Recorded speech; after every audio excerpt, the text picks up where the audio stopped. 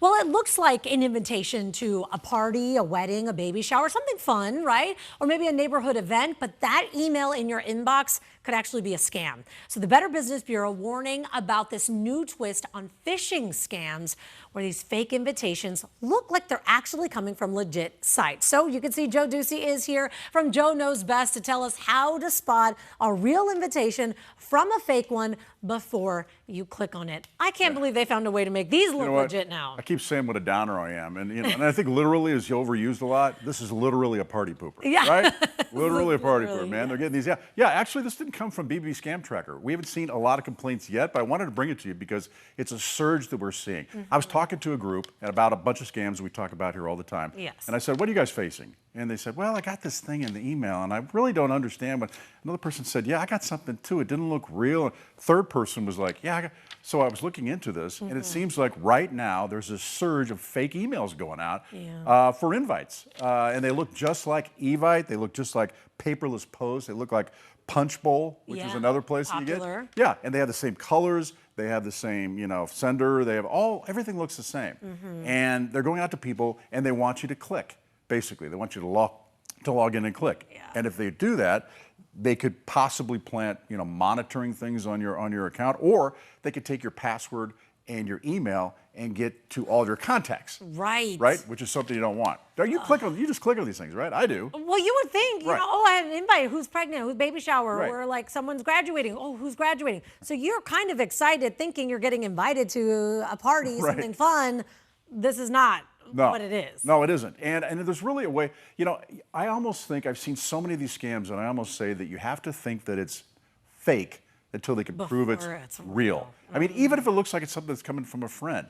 If I see something that comes from a sender or something, I might contact that person and say, "Hey, I hear about this party going on over here. Is that you?" Whatever. "No, that isn't me." It's like, okay, whatever. Yeah, then you know. So a lot of these places, if they're legitimate, they're not going to ask you to log in if you are a guest, because the login usually is from the host.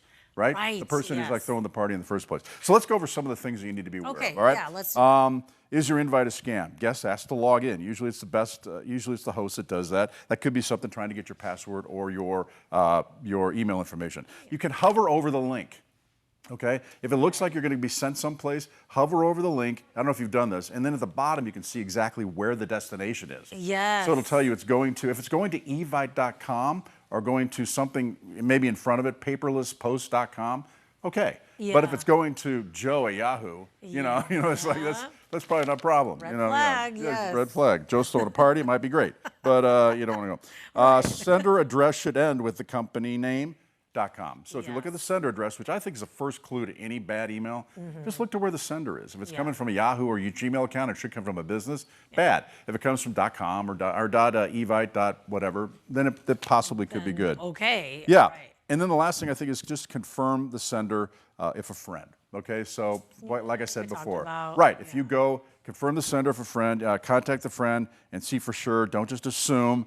All these things could be fake. And if you did enter your information there, I would change your password. If you think like some of these people think that they did that, they did click on it, they did do some things, I would then change my password for my email because that's possibly what they wanted. And if you have a different password, they're not going to be able to get into your stuff. I just think about you every time I see something that comes up that just everything gives me bad pause. and negative, you think of me. Bad. Look at this big old head, right? You're helping me not fall victim to these things. So for instance, a few weeks back, I got hey, someone was trying to log into your Facebook account.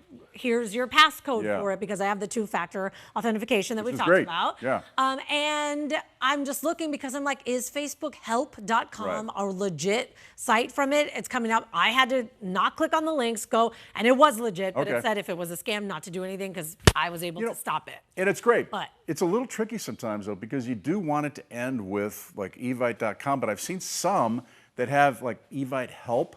Like you said, Facebook help, but it doesn't end in facebook.com. So it's a little tricky, and you don't really want to go to Google it, and say there, because you don't know what's going to come up in those searches. Right. So I say research it, but be very careful when you're researching it to make sure that you get the right places to be able to look. Because we talked about some of those top posts are not always going to be the legit ones. This is something we talked about last time. Yeah, and you're on the phone saying, hey, take me to Facebook or whatever, and bring you to the first thing. And here's the thing. I mean, right, we don't want to be Debbie Downers or party poopers like you said, but taking that couple of minutes to stop and really think and legitimize or make sure to double check if these are coming from a legitimate website could save you major headaches and major money too. Major money too. And the thing about this, I want to bring it to your attention because there's a surge happening right now. Because I looked it up, Evite, all these places have warnings about this from May, April. So it's happening right now. So you could expect something like this to happen in your inbox, so look for it. All right. Joe knows better. Joe Ducey, thank you so much for being here. We really appreciate it.